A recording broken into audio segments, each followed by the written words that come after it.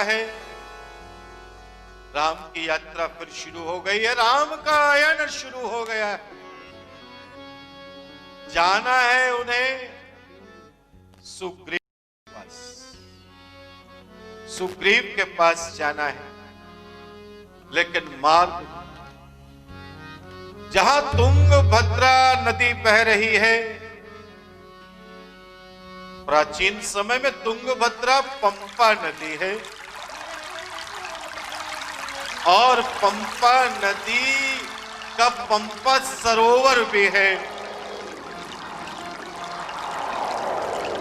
राम पंपा कावेरी नदियों को पार करके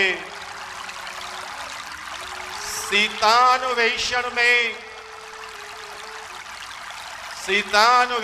में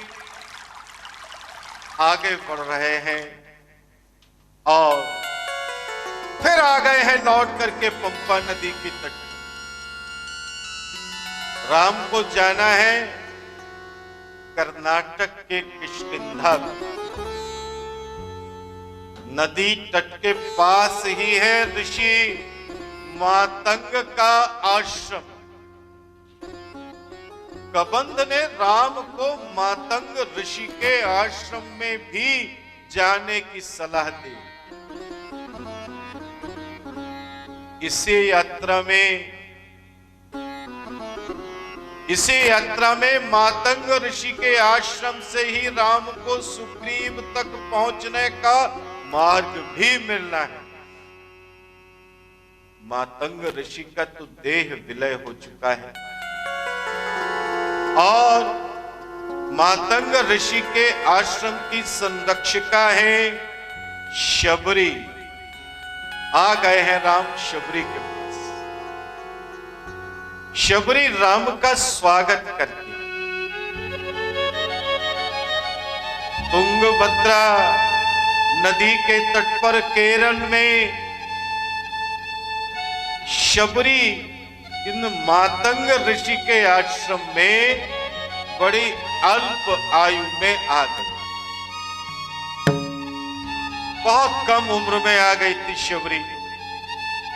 शबर माने भील, शबर की जो राजा था भीलों का, उसकी बेटी है शबरी।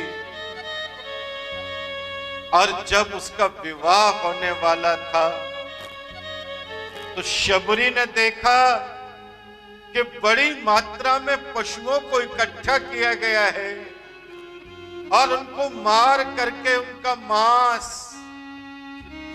अतिथियों को परोसा जाने वाला है।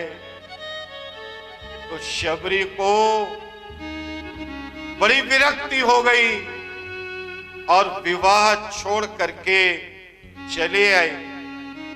वितृष्णा से भर गई थी शबरी और चले आई ऋषि मातंग के आश्रम। और मेरे राम, जैन धर्म में जो 24 तीर्थंकर हैं और जो 22वें तीर्थंकर हैं नमीनाथ,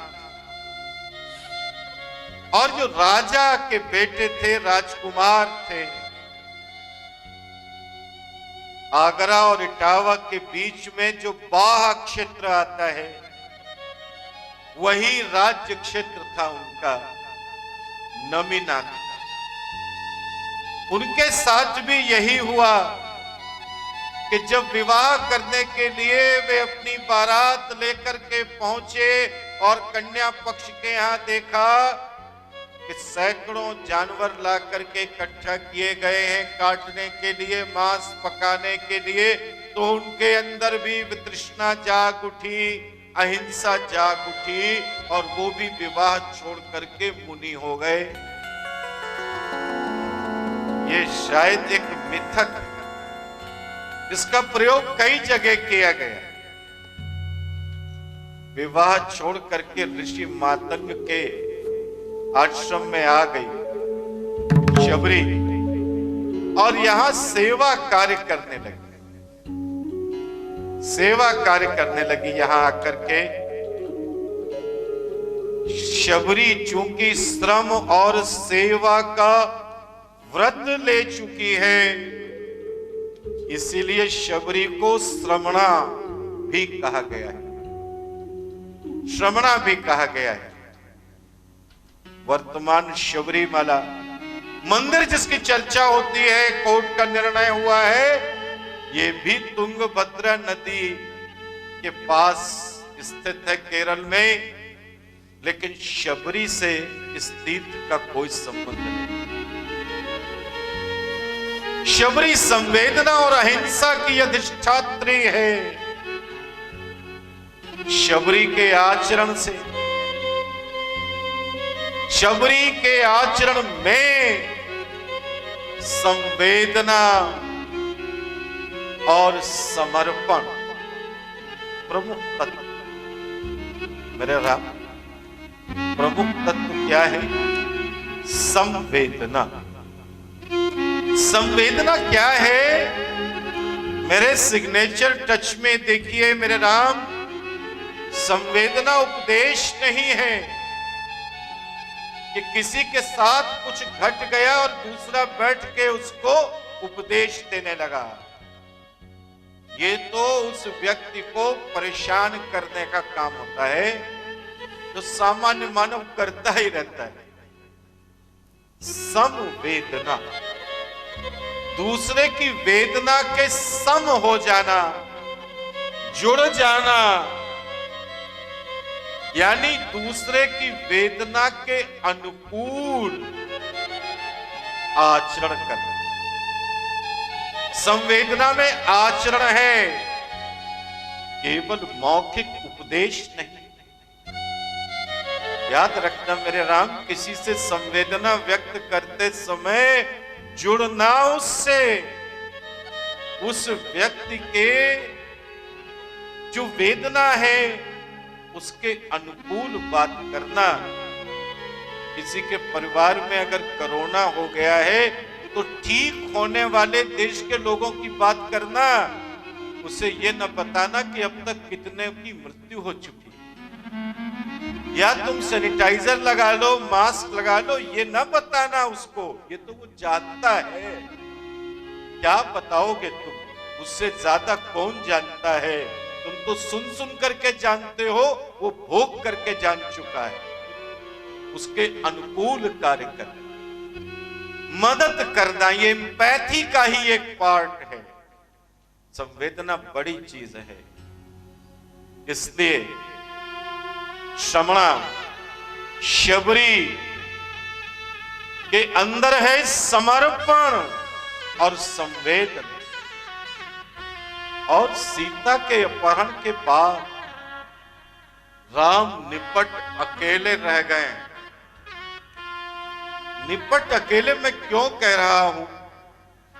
क्योंकि लक्ष्मण तो उनके अंदर समाये हुए हैं।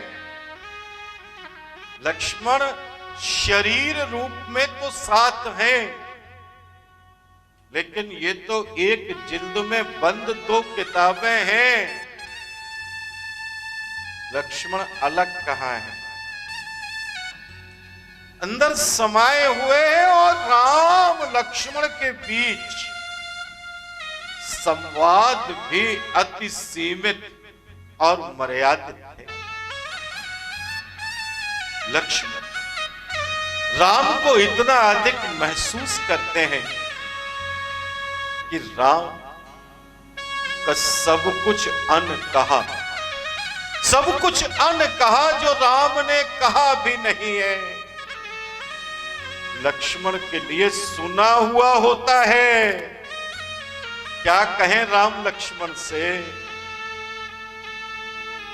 राम सीतान्वेषी है,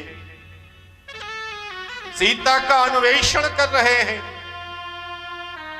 इस यात्रा में उन्हें ऐसा कोई नहीं मिला है जो उनकी संवेदना से जुड़ सके, उन्हें छू सके।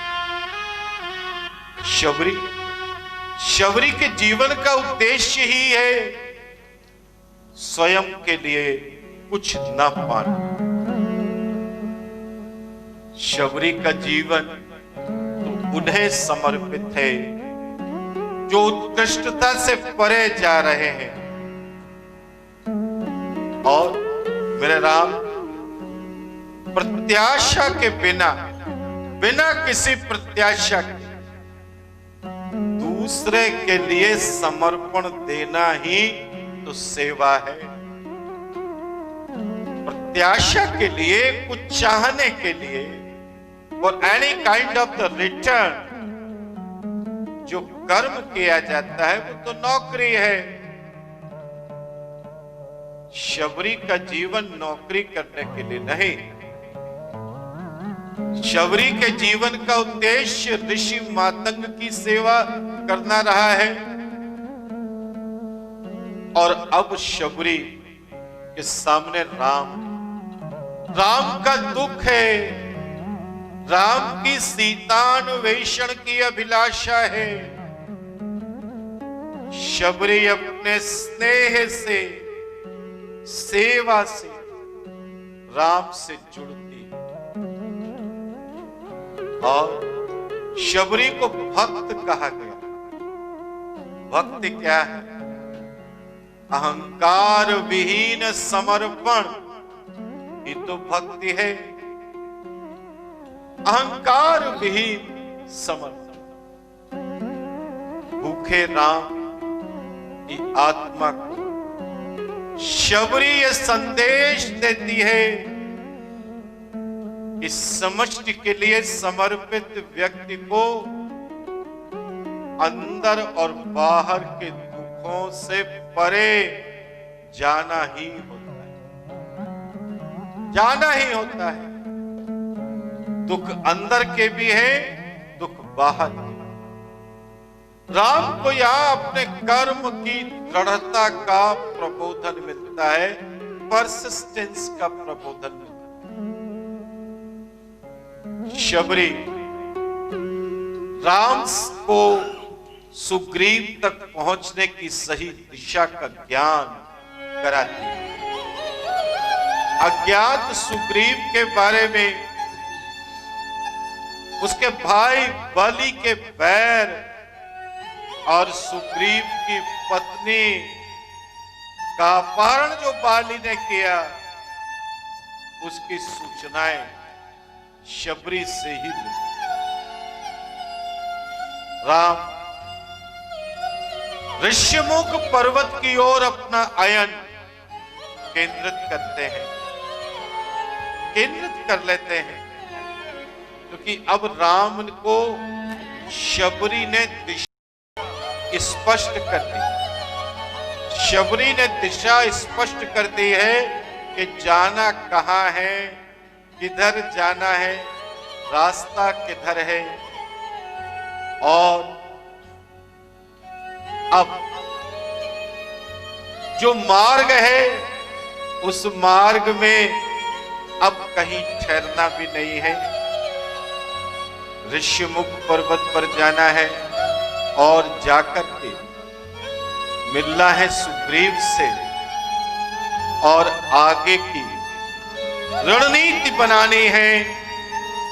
देखिए, जब राम चले थे पंचवटी से, तब उन्हें न तो ये पता था कि कबंध मिलेगा, सुग्रीव के बारे में बताएगा, शबरी के बारे में बताएगा, और शबरी मिलेगी तो उसकी प्रतिक्रिया क्या होगी, ये भी नहीं जानते थे राम।